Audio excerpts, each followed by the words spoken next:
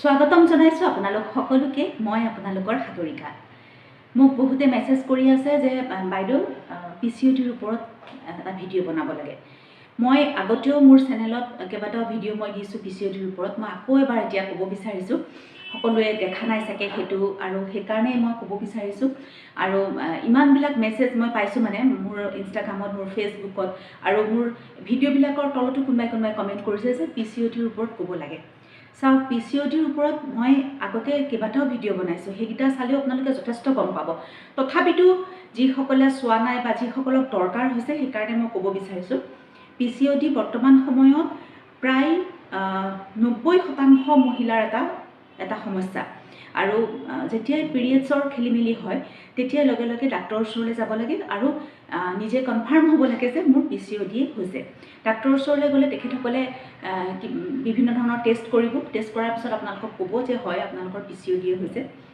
আৰু তেতিয়া আপোনালোকে কনফাৰ্ম হ'ব যে হয় পিচিঅডি হৈছে গতিকে পিৰিয়ডছৰ খেলিমেলি হোৱাৰ লগে লগে ডাক্তৰৰ পৰামৰ্শ লোৱাটো অত্যন্ত জৰুৰী কথা প্ৰথম কথা আৰু এনেকুৱা নহয় যে পিচিঅডি হ'লে অকল পিৰিয়ডছ দিলে হয় মানে দেৰিকে হয় সেইটো নহয় কিছুমানৰ এনেকুৱাও হয় যে সময়মতে পিৰিয়ডছ হয় কিন্তু ফ্লো ঠিকমতে নহয় বা কিছুমানৰ এনেকুৱা হয় এদিন হ'ব তাৰপিছত 2-3 দিন নহয় আকৌ তাৰপিছত আকৌ আৰম্ভ হয় এনেকুৱা ধৰণৰ বিভিন্ন খেলিমেলি আপোনালোকে দেখিবলৈ পোৱা যায় আৰু এনেকুৱা ধৰণৰ খেলিমেলি হোৱাৰ লগে লগে প্ৰথমেই ডাক্তৰৰ লগত পৰামৰ্শ কৰক আৰু ডাক্তৰে বিভিন্ন টেষ্ট কৰি পেলাই ক'ব যে হেয়া আচলতে পিচিঅডি নে অন্য কিবা কাৰণ আজিকালি বহু কিবা কিবি কাৰণতো তেনেকুৱা হয় গতিকে প্ৰথমতে নিজে কনফাৰ্ম হৈ লওক তাৰ পাছত আপুনি মই আগতেও কৈ আহিছো এতিয়াও মই খুব বিনম্ৰতাৰে কওঁ যে পিচিঅডি হৈছে এটা লাইফষ্টাইল ডিজিজ মানে আপোনাৰ জীৱন যাত্ৰাৰ লগত সম্বন্ধ থকা এটা ৰোগ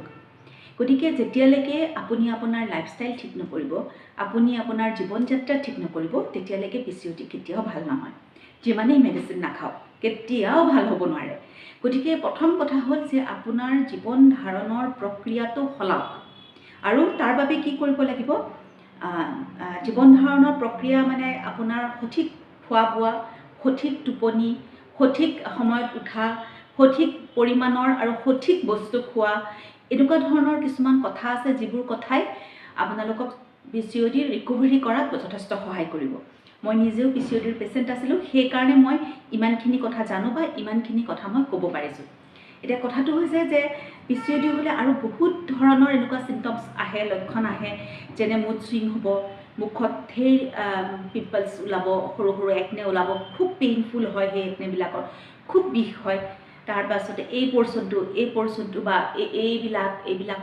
এৰিয়া ক'লা হ'ব ক'লা পৰিব তাৰপিছত আপুনি নিবিচৰা কিছুমান সৰু চুলি হ'ব মুখত এই পৰ্চনটোত হ'ব বেছিকৈ চুলিটো তাৰ পাছত লাহে লাহে মুড চুইং এনেকুৱা এটা অৱস্থা পাইগৈ যে আপোনাৰ কোনো কথাই ভাল নলগা হৈ যায় কোনো কথাই পটককৈ খং উঠিব পটককৈ ভাল লাগিব পটককৈ বেয়া লাগিব বহি আছে এনেই কোনো কথা নাই কোনো নথকাকৈ আপোনাৰ মনটো বেয়া লাগিব কোনো কাৰণ নোহোৱাকৈ চিন্তা ভাৱনা কিছুমান আহিব অভাৰ থিংকিং বেছি হ'ব আৰু তাৰপিছত লাহে লাহে আপোনাৰ টোপনিত ব্যাঘাত জন্মিব টোপনি ঠিকমতে নহ'ব আৰু টোপনি ঠিকমতে নোহোৱাৰ লগে লগে আপোনাৰ গোটেই চাইকেলটো গোটেই জীৱন যাত্ৰাটোৱে খেলিমেলি হৈ যাব আৰু চবতকৈ ডাঙৰ কথা যে মুড চুইং হোৱাটো আটাইতকৈ ডাঙৰ কথা মুড চুইং হোৱাৰ লগে লগে কি হয় অকল পিচিঅডি থকা মানুহ বুলিয়ে নহয় অইন মানুহৰো যেতিয়া মুড চুইং হয় যেতিয়া খং উঠে যেতিয়া দুখ লাগে বা যেতিয়া ডিপ্ৰেশ্যন হয় বা কিবা কথা বেছি চিন্তা হয়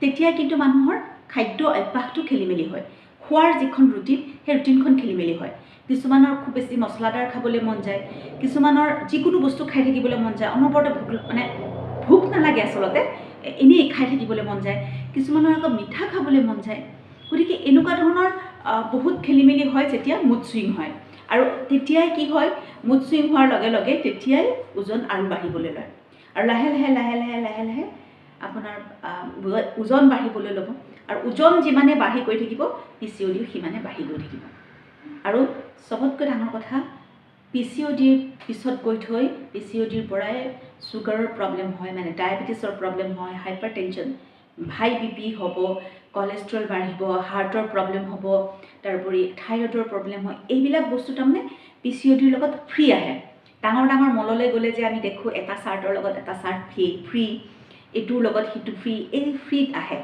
যেতিয়া PCOD হয়। গতিকে PCOD প্ৰথম অৱস্থাত অলপ ইগন'ৰ কৰা যায়, কিন্তু ইগন'ৰ কৰিবলগীয়া বস্তু নহয়। PCOD মানে এনেকুৱা নহয় যে PCOD ঠিক নহয়, কাৰণ মই নিজেই ভুগি পেলাই আজি মই PCOD প্ৰায় 90%, 90তকৈ নহয় 100% বুলি ক'লে অকণমান ভুল হ'ব, কিন্তু প্ৰায় মানে 99% মই কিয়'ৰ। গতিকে PCOD কিয়'ৰ নোহোৱাৰ কোনো কথা নাই। মই উইদাউট মেডিচিন কিয়'ৰ। মই এইটো কথা নকওঁ মোৰ সাংঘাতিক ধৰণৰ মনোবল আছিল সেইকাৰণে মই পাৰিছিলোঁ, কিন্তু যিসকলে নোৱাৰে তেখেতসকলে মেডিচিন লওক আৰু লগত নিজৰ জীৱন যাত্ৰাৰ প্ৰণালীটো সলাওক। চবতকৈ ডাঙৰ কথা যে ৰিফাইন ফুড, পেকেজিং ফুড আৰু আপোনাৰ যিকোনো ধৰণৰ বাহিৰৰ খাদ্য কমপ্লিটলি এভইড কৰক, একদম বাদেই দিয়ক। আৰু চেনি যিটো ৰিফাইন চুগাৰ, যিটো বগা চেনি আমাৰ ঘৰত সচৰাচৰ পোৱা যায়, আমাৰ ঘৰত সাধাৰণতে থাকেই, সেই চেনিটো একেবাৰে কমপ্লিটলি এভইড কৰক। মিঠা খাবলৈ মন যাব, মিঠা খাবও লাগে, কাৰণ আমাৰ শৰীৰৰ কাৰণে মিঠা দৰকাৰ, কিন্তু মিঠা মানে চেনি নহয়। খেজুৰ খাওক, খিচমিচ খাওক, গুড় খাওক। আৰু মইতো ক'ব বিচাৰোঁ যে গুড় চুৰো খাব নালাগে অলপ দিনৰ কাৰণে। যিসকলে PCODত ভুগি আছে তেখেতসকলে ডেইৰী প্ৰডাক্ট, গাখীৰৰ যিকোনো বস্তু অলপ দিনৰ কাৰণে এভইড কৰক, অলপ দিনৰ কাৰণে নাখাব, যেতিয়ালৈকে PCOD কণ্ট্ৰল নহয়। তাৰ পাছত আকৌ খাব। গতিকে তাৰ ঠাইত আপুনি ৰিপ্লেচ কৰিব পাৰে, আলমণ্ড মিল্ক আছে, চয়া মিল্ক আছে, কোকোনাট মিল্ক আছে আজিকালি, সেইবোৰ খাব পাৰে। আৰু ৰিফাইন ফুড, যিকোনো ধৰণৰ ৰিফাইন চুগাৰ, ৰিফাইন চেনি, ৰিফাইন তেল, ৰিফাইন আটা চব বাদ দিয়ক। ৰিফাইন আটা মানে বগা যিটো আটা আমি খাওঁ সেইটো, ৰিফাইন চল্ট মানে যিটো বগা নিমখ আমি খাওঁ সেইটো ৰিফাইন কৰাৰ পিছতহে সেইটো ইমান চাফা আৰু ইমান বগা হয়। তাৰ ঠাইত সন্ধ্যক লৱণ খাবলৈ আৰম্ভ কৰক। চেনি বাদ দিয়ক, চেনি টোটেলি বাদ দিয়ক। তাৰ ঠাইত কি খাব পাৰে মই ক'লোৱেই। তাৰপিছত ৰিফাইন তেলটো কমপ্লিটলি বন্ধ কৰক, তাৰ পাছতে ফ্ৰুটছ খাওক। যিবোৰ ফ্ৰুটছ খাওক সেইবোৰ হৈছে আমাৰ লোকেলি যিবিলাক গ্ৰ' হয়, আপোনাৰ আশে পাশে যিবিলাক ফল মূল হয়, শস্য হয়, সেইবোৰ খাওক। যেনে আমাৰ আশে পাশে কি হয়, কল হয়, মধুৰি হয়, ডালিমো হয় আমাৰ ইয়াত, তাৰপিছতে বগৰী হয়, এনেকুৱা আমাৰ আম হয়, আৰু আমাৰ ইয়াত মৌচুমীও বহু জেগাত, বহু মানুহৰ ঘৰত মই মৌচুমীও দেখিছোঁ। গতিকে অসমত মৌচুমীও হয়। গতিকে যিবোৰ কমলা হয়, গতিকে যিবোৰ বস্তু অমিতা খাব পাৰে। গতিকে যিবোৰ বস্তু আমাৰ চাৰিওফালে আমাৰ লোকেলিটিত হয় সেইবোৰ খাওক। বহু দূৰৰ পৰা অহা কিছুমান ফল মূল দেখিবলৈ ধুনীয়া লাগে, বা কেতিয়াবা মন গ'ল এদিন খালে, সেইটো বেলেগ কথা, কিন্তু সেইবিলাক পুষ্টিকৰ নহয়। কিয় নহয়? যেতিয়া আমাৰ বাৰীৰ পাছফালে থকা আম গছজোপাৰ পৰা আম এটা ছিঙি আনো, তেতিয়া এদিন বা দুদিনৰ পিছত সি বেয়া হৈ যায়। গতিকে এই বহু দূৰৰ পৰা যিবোৰ ফল মূল এনেকৈ ঘূৰি পকি আহে, আপুনি যেতিয়া বজাৰত দেখে তেতিয়াও একদম ধুনীয়া ফ্ৰেছ হৈ থাকে, একদম সতেজ হৈ থাকে। আনি ঘৰত থকাৰ পিছতো 2-3 দিনলৈ একো নহয়। তাৰমানে কি? তাৰমানে তাত প্ৰিজাৰ্ভেটিভ আছে, সেইটো প্ৰিজাৰ্ভ কৰি ৰখা হৈছে, সেইকাৰণে সি বেয়া হোৱা নাই। গতিকে সেইটো খোৱা মানে আপুনি এগালমান ঔষধ খোৱা। গতিকে তাতকৈ আপুনি ঘৰুৱা মানে ঘৰত আমাৰ লোকেলত আমাৰ চাৰিওফালে যিবিলাক বস্তু উৎপন্ন হয় সেইবোৰ খোৱাত গুৰুত্ব দিয়ক। শস্যজাতীয় বস্তু খাওক, মাহজাতীয় বস্তু খাওক, কিন্তু যিবোৰ পেকেজিং ফুড, আমাৰ এটা সমস্যা হৈছে যে আমি আজিকালি বজাৰলৈ যাওঁ, পেকেজিং ফুড লৈ আহোঁ, আৰু সেইটো আমি ঘৰত ফ্ৰাই কৰি কিবা কৰি খাওঁ। কোনো দৰকাৰ নাই। খুব চিম্পল, খুব সাধাৰণভাৱে ঘৰতে তৈয়াৰ কৰা খাদ্য খাওক। সময় নাই, কোনো দৰকাৰ নাই, সময় নাই।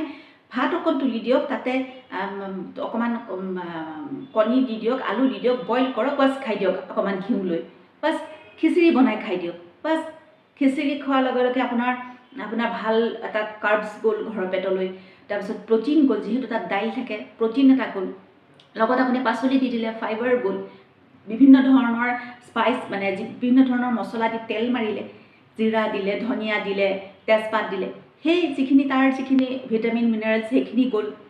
তাৰপিছত খাবৰ সময়ত 1 চামুচ ঘিউ দি খালে, ঘিউ এটা গুড ফেট, যিটো আমাৰ শৰীৰৰ কাৰণে বৰ উপযোগী, গতিকে সেইটো খালে। গতিকে এনেকুৱা ধৰণৰ বিভিন্ন ধৰণৰ বস্তু আছে খাবলৈ, আৰু মোৰ চেনেলতো মই বিভিন্ন ধৰণৰ ডায়েট দি আছোঁ, সেইবোৰ খাওক। বাহিৰৰ বস্তু যিমান পাৰি নহয় বন্ধ কৰক অলপ দিন। আপুনি ভাবি লওক যে বাহিৰৰ ফুড খোৱা মানে পইচা দি বিষ খাইছে। গতিকে এনেকুৱা ধৰণৰ মনোবৃত্তি এটা লৈ লওক আৰু নিজৰ জীৱন যাত্ৰাৰ যিটো প্ৰণালী সেইটো সলাওক। পানী খাওক, 2.5 পৰা 3 লিটাৰ পানী দিনটোৰ ভিতৰত খাওক, কিন্তু পানী চিপকৈ খাব, কটকটকৈ খাই নিদিব। চিপকৈ পানী খাওক, ৰাতি ভালকৈ শুবলৈ চেষ্টা কৰক। 7 ঘণ্টাৰ পৰা 8 ঘণ্টাৰ টোপনি খুবেই জৰুৰী আমাৰ শৰীৰক। আৰু ৰাতি দেৰিকৈ আৰু বেছিকৈ খোৱাৰ অভ্যাসটো একদম ত্যাগ কৰক। যিমান পাৰি সোনকালে খাওক আৰু যিমান পাৰি কম খাওক। চাব আপোনাৰ PCOD আপোনাৰ কণ্ট্ৰললৈ আহি যাব। আৰু যেতিয়াই আপোনাৰ PCOD আপোনাৰ হাতৰ মুঠিলৈ আহি যাব, তেতিয়াই আপোনাৰ ওজন লাহে লাহে কমিবলৈ ল'ব। আৰু ওজন যেতিয়া কমিবলৈ লয়, তেতিয়াই মানুহৰ আত্মবিশ্বাস বাঢ়ে, কথা ক'বলৈ মন যাব, আত্মবিশ্বাস বাঢ়িব, কাম কৰাৰ উদ্যম বাঢ়িব, কামত মনোযোগ দিব পাৰিব, মুড চুইং বন্ধ হৈ যাব, গোটেই জীৱনটো সলনি হৈ যাব। গতিকে যিসকলে এতিয়াও কমেণ্ট কৰি আছে যে PCODৰ বিষয়ে বাইদেউ কওক, মই তেখেতসকলক অনুৰোধ জনাব বিচাৰিছোঁ, নিজৰ জীৱন যাত্ৰাৰ প্ৰণালী সলাওক। ৰাতিপুৱা দেৰিলৈকে শোৱাৰ অভ্যাস এৰক, ৰাতি সোনকালে শোৱাৰ অভ্যাস কৰক। ৰাতি সোনকালে শুই ৰাতিপুৱা দেৰিলৈকে নুশুই সোনকালে উঠাৰ অভ্যাস কৰক। আৰু যিমানে আপোনাৰ লাইফষ্টাইল সলাব, নিজৰ জীৱনটোৰ প্ৰতি গুৰুত্ব দিব, সিমানেই দেখিব আপোনাৰ PCODয়ে নহয়, বাকীবিলাক শৰীৰৰ সমস্যাও হাতৰ মুঠিলৈ আহি যাব। গতিকে এইকেইটা কথা মনত ৰাখক আৰু নিজৰ জীৱন যাত্ৰাৰ প্ৰণালীটো শুদ্ধ কৰক আৰু ডাক্তৰৰ লগত পৰামৰ্শ কৰক। আৰু যিমান পাৰি খুব সোনকালে এই PCOD প্ৰব্লেমৰ পৰা নিজকে ৰিকভাৰী কৰি নিজৰ সুন্দৰ এটা লাইফ আৰম্ভ কৰক। কিমান আৰু যুঁজিব এই পিৰিয়ডছ দিলে, পিৰিয়ডছৰ খেলিমেলি, এনেকুৱা ধৰণৰ কথাবিলাকৰ লগত যুঁজি থাকোঁতে আপুনি কেৰিয়াৰত গুৰুত্ব দিব নোৱাৰা হৈ যায়। গতিকে সোনকালে এই সমস্যাটো সমাধান কৰি কেৰিয়াৰত ফ'কাছ কৰক। মই আশা ৰাখিছোঁ মোৰ এই ভিডিঅ'টোৱে আপোনালোকৰ মনোবল বঢ়াব। মোৰ ভিডিঅ'টো এতিয়ালৈকে চাই আছে তাৰ বাবে ধন্যবাদ।